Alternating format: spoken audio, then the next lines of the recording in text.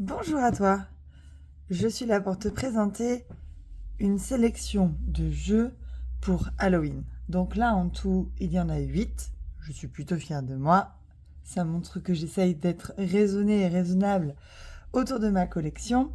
Il y en a 8, il y a 5 tarots et 3 oracles. On va commencer par les tarots. Donc le premier que je souhaitais te présenter, tu verras, hein, ce sont quand même des classiques. Donc, c'est le Deviant Moon Tarot. Donc, celui-ci, c'est le Borderless Edition. C'est édité chez US Games. Je sais qu'il y a une version française qui a été éditée par le Salon des Arcanes qui est disponible à l'heure actuelle. Donc, si tu n'as pas le Deviant Moon Tarot, peut-être c'est l'occasion de sauter le pas. Voilà. Donc le Deviant Moon Tarot, c'est un tarot assez sombre, hein, c'est pour ça qu'il fait partie de cette sélection. Assez sombre, que j'ai mis du temps à choisir. C'est vrai que nos goûts évoluent au fur et à mesure que qu'on avance dans l'étude du tarot. Et il faisait pas du tout partie des sélections initiales. Je l'ai pris parce que c'était un classique et que à un moment donné, après avoir étudié les tarots qui me plaisaient le plus esthétiquement, j'ai eu envie d'aller travailler un peu les classiques. Et du coup, en effet, c'est un tarot qui réserve beaucoup de surprises. J'aime l'étudier.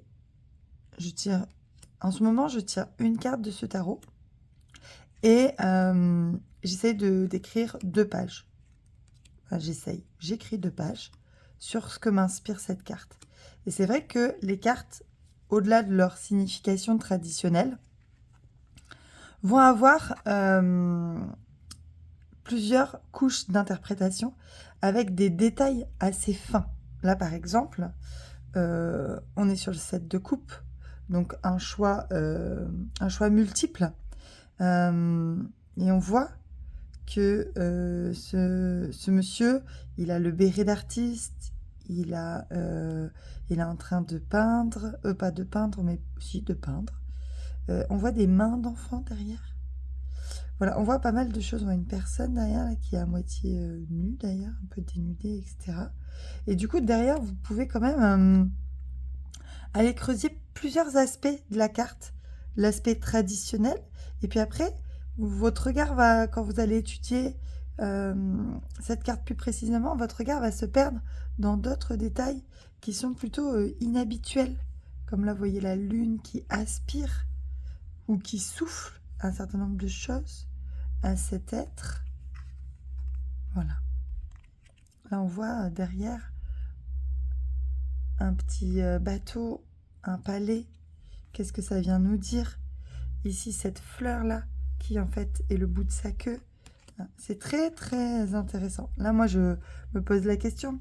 Est-ce qu'ils sortent de la situation difficile ou est-ce qu'ils sont dans une situation difficile et malgré donc, cette situation difficile, ils arrivent à profiter de la vie? Voilà pour le premier tarot. Ensuite, si on continue, ma deuxième proposition de tarot, le Squid Cake Marseille Tarot.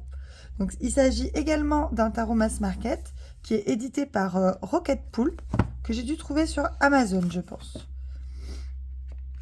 Hop. Donc, c'est un petit tarot de Marseille avec des tranches roses, donc trop, trop chou, trop, trop cute. Et vous allez voir pourquoi il me fait penser à Halloween. C'est que sur les personnages de cours et sur les personnages illustrés et sur les cartes illustrées, donc les majeurs, vous avez ces petits personnages-là qui sont un peu mi-zombie, mi-humain, très défraîchis. Regardez les petits fantômes. Voilà pourquoi je trouve qu'il est assez choupi pour la période d'Halloween. C'est un des seuls tarots de Marseille que j'ai. Je crois bien que c'est le seul. J'hésitais à prendre le Métanoïa Marseille de Bouchette Design. Mais à l'heure actuelle, je fais une pause dans l'achat de nouveaux tarots. En tout cas, j'essaye. où j'essaye de me les autofinancer avec la revente de certains jeux. Parce que sinon, on n'en finit plus. J'ai quand même dépensé assez d'argent aujourd'hui pour ma collection et mon apprentissage du tarot. Et j'aimerais être un petit peu plus raisonnable.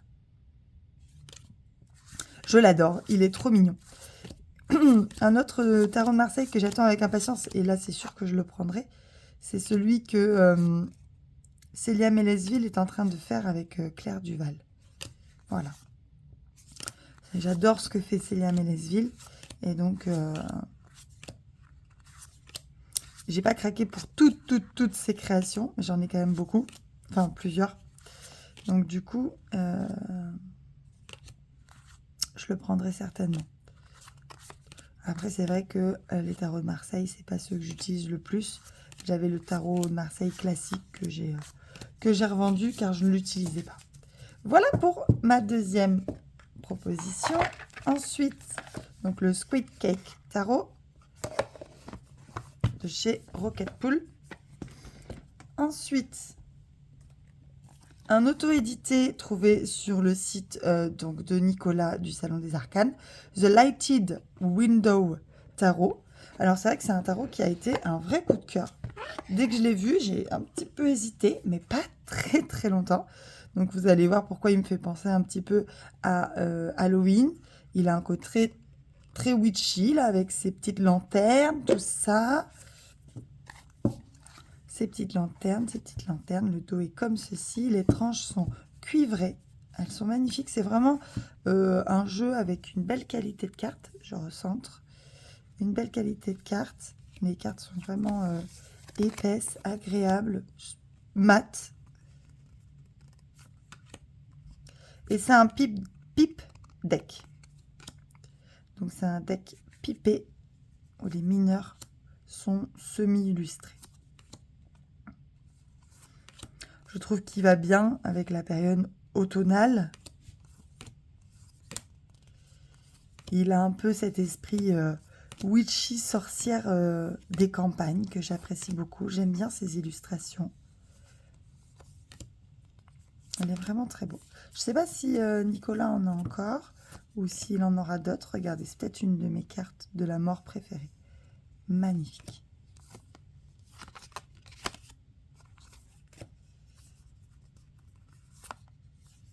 Le diable, magnifique aussi.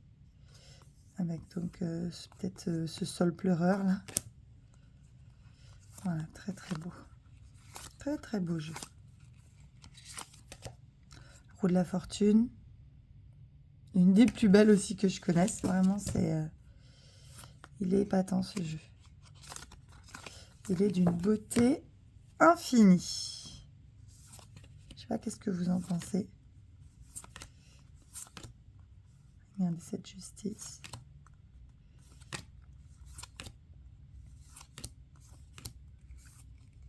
Ce monde. La tour. Voilà. Ça, c'est vrai que j'aurais aimé qu'il soit pas pipé.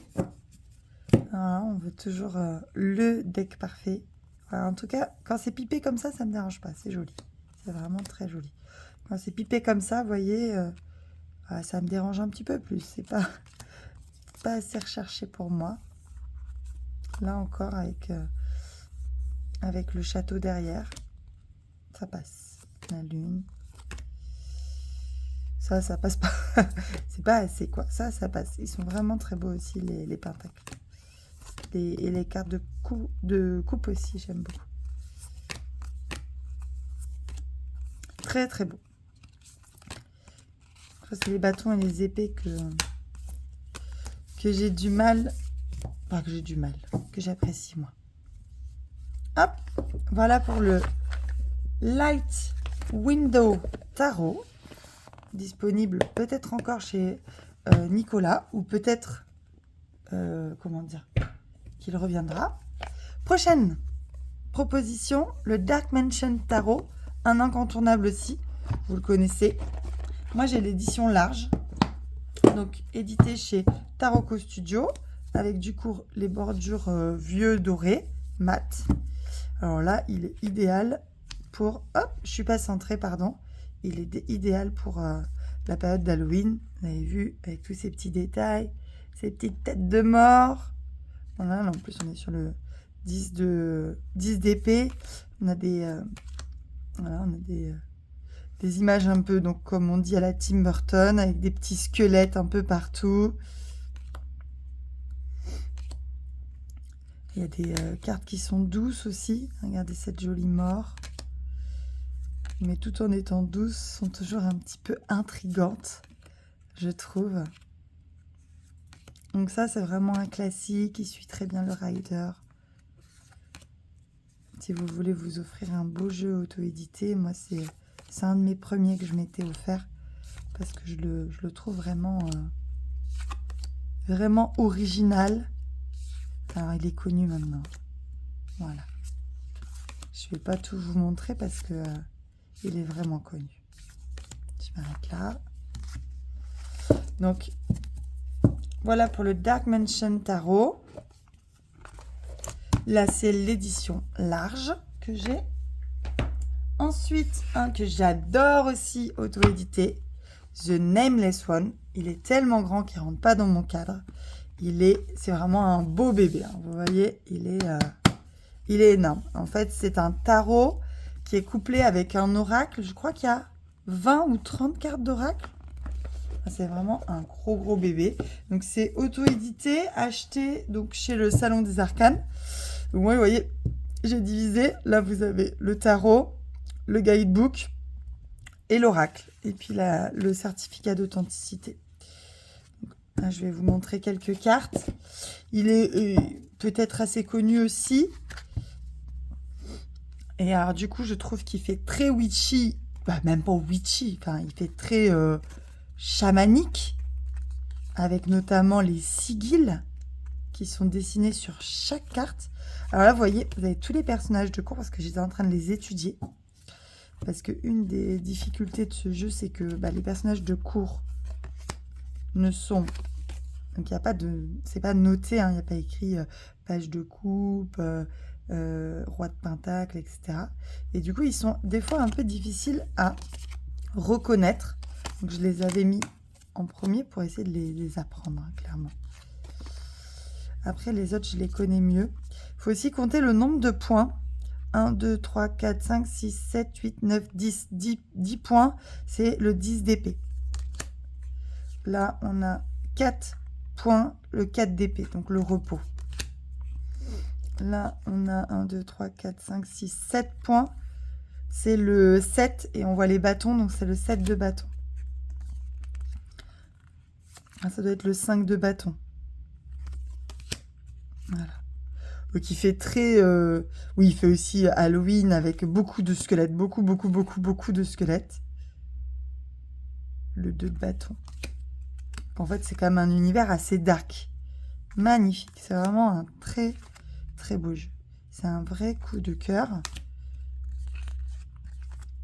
C'est des grandes cartes. Donc pas toujours facile à utiliser partout. Hein, vous ne pouvez pas tirer... ça, c'est la roue de fortune. Vous pouvez pas tirer partout. Je crois que ça, c'est la mort. Avec le ciseau. Ça, c'est le magicien. La carte du magicien.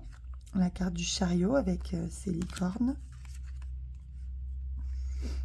Là, on est sur les coupes. 1, 2, 3, 4, 5, 6, 7, 8. 8 de coupe. Carte du monde.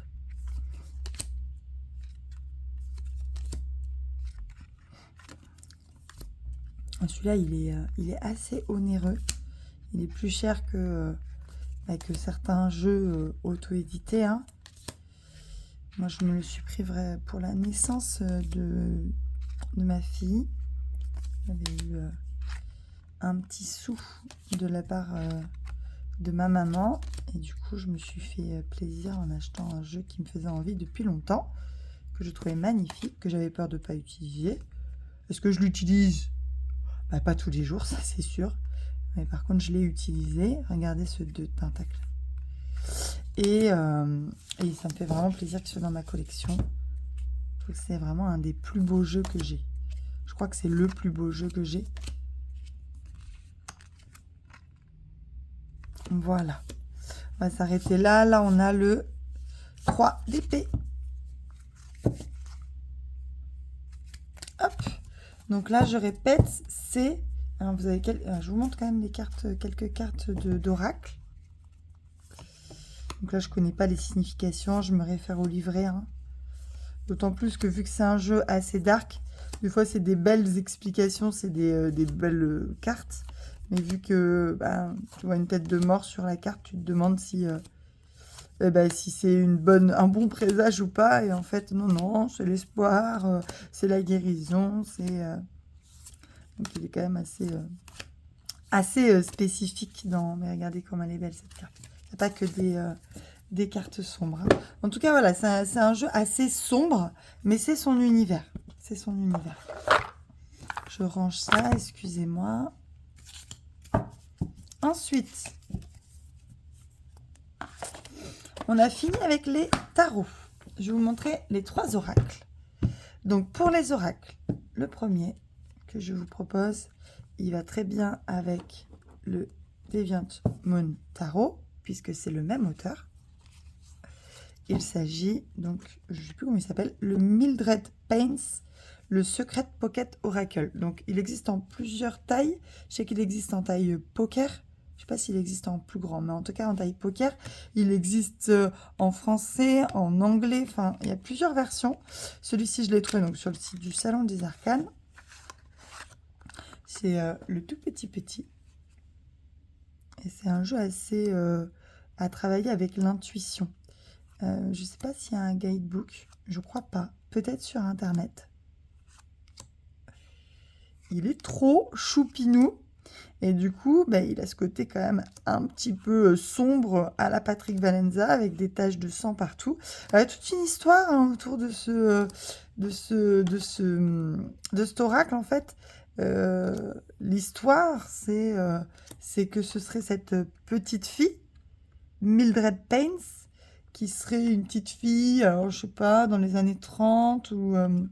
je regarde si je trouve la date... Et qui aurait vécu, il y a 88 cartes, hein, qui aurait vécu dans un asile psychiatrique et qui aurait créé son petit oracle qui utilisait, donc pour ça que asile psychiatrique, sang partout, etc. Et qui aurait, on l'aurait trouvé après sa mort, ce petit oracle. Je crois qu'il était soi-disant cousu à l'intérieur d'une poche de sa blouse. Ou je ne sais plus si c'était pas dans sa cellule, dans sa chambre, derrière, comment ça s'appelle, derrière une brique, quoi. Bon, voilà, en tout cas, on l'aurait retrouvé après son décès. Et du coup, il serait... voilà, tout est à l'envers. Il serait fait par ses propres petites mains. D'où cette simplicité aussi. Ah, il est très symbolique. Pas toujours facile à utiliser, hein. Enfin, pour les débutants. Même pour moi, des fois je trouve que c'est pas évident de sortir des petits oracles comme ça. Puis moi je suis un peu team tarot, donc du coup... je pense que ça peut être un bon oracle un peu de type divinatoire. Mais vu que j'utilise plus le tarot, et j'ai toujours tendance à utiliser les oracles, souvent tendance à utiliser les oracles en complément d'un tarot. Et du coup, en complément, des fois, ça me brouille d'avoir une carte oracle en plus de ce type d'oracle. Donc voilà. Mais très mignon à emporter partout. Très Halloween aussi. L'avant-dernier, l'oracle de la voix des âmes. Là, du coup, je l'ai choisi. Donc, c'est un oracle mass market aux éditions Exergue qui a été créé par Isabelle Serre, que j'apprécie beaucoup. J'aime beaucoup, en fait, les livrets que fait Isabelle Serre, qui sont très complets. Et puis, celui-là, il est très bien illustré aussi. Donc, c'est un... Moi, alors, j'ai pas tous ces oracles, parce que c'est pas mes oracles préférés non plus, mais j'ai sa trilogie là, l'oracle La Voix des âmes, Le Silence des âmes et Le Cri des âmes. que je trouve vraiment bien fait. Et donc les petites illustrations sont comme celle-ci. Ça fait du bien aussi, ce type de... assez symbolique. Les cartes sont d'une belle douceur, d'une belle qualité. Elles sont pas brillantes, il n'y a pas de tranche. Je pense que ça joue aussi dans le fait que j'apprécie cet oracle. Vous avez vu, j'apprécie pas trop les tranches dorées, mais je sais qu'on est plusieurs dans ce cas-là. Et ce que j'aime bien, c'est aussi, c'est surtout son livret d'accompagnement. Donc celui-ci, c'est un oracle où du coup, il a été créé par Isabelle à la base pour communiquer avec sa grand-mère ou ses grands-mères. Et du coup, elle l'a partagé ensuite avec son public. Et donc, c'est un oracle pour développer vos capacités donc médiumniques, donc, pour communiquer avec l'au-delà. Et donc, vous allez avoir dans le livret, par exemple, vous tirez une carte en précisant à qui vous voulez vous adresser. Vous pouvez vous adresser soit à votre âme, soit à vos guides, soit à une entité de l'autre côté. Donc ça peut être une personne spécifique qui vous a quitté. Et puis du coup, donc là je prends un exemple, dualité. Donc, mais soit vous pouvez aussi l'utiliser sans le côté médiumnique, hein, simplement avec le mot-clé. Mais si vous voulez l'utiliser avec son côté médiumnique, vous pouvez aller voir les guidances, enfin les guidances, non, c'est pas des guidances, les messages écrits et proposés par Isabelle. Donc si tu as choisi, il faut choisir avant de tirer la carte à qui tu t'adresses. Donc moi, j'ai pas fait de choix particulier, là c'était pour l'exemple. Et si tu as choisi que tu t'adressais à ton âme, tu as le message de ton âme. Si tu as choisi de t'adresser à tes guides, tu as le message de tes guides. Et si tu as choisi de t'adresser à quelqu'un de particulier, tu as le message de la personne. Moi, j'aime bien l'utiliser pour parler à mes guides. Enfin, en tout cas, c'est celui que je vais utiliser si je souhaite avoir un message de mes guides. Tout simplement parce que j'estime que tous les autres oracles et tarots vont m'aider à parler à mon âme, à mon intuition. Mais pour parler à mes guides, du coup, celui-ci il me donne un message assez complet avec le petit livret. Donc, je l'ai choisi dans la sélection pour Halloween, pour le côté médiumnité. Et le dernier, qui est aussi un peu pour l'aspect médiumnité, c'est donc les cartes divinatoires d'Algariel, donc d'Alcide Nathanaël, qui ont été éditées aux éditions d'Hervy et qui ont été rééditées il n'y a pas longtemps. Il avait été édité aussi, à France Cartes, je crois, et aussi à Arcana Sacra. Donc moi, j'ai la dernière édition avec un dos très manoir hanté.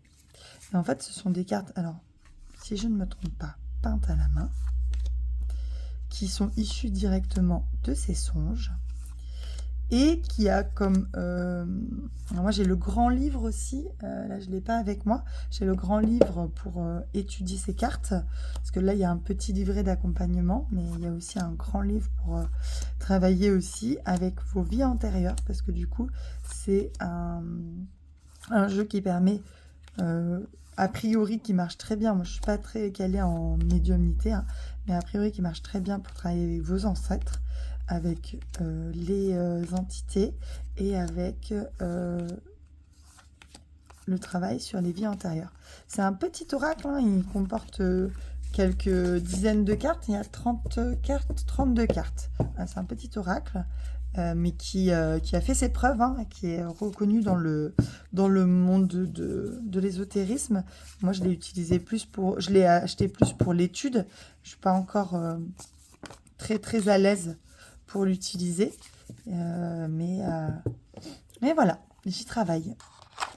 Voilà, j'ai fini ma sélection et ma proposition de tarot et d'oracle pour la partie Halloween. Je vous souhaite, j'espère que ça vous a plu et je vous souhaite une bonne journée. Au revoir.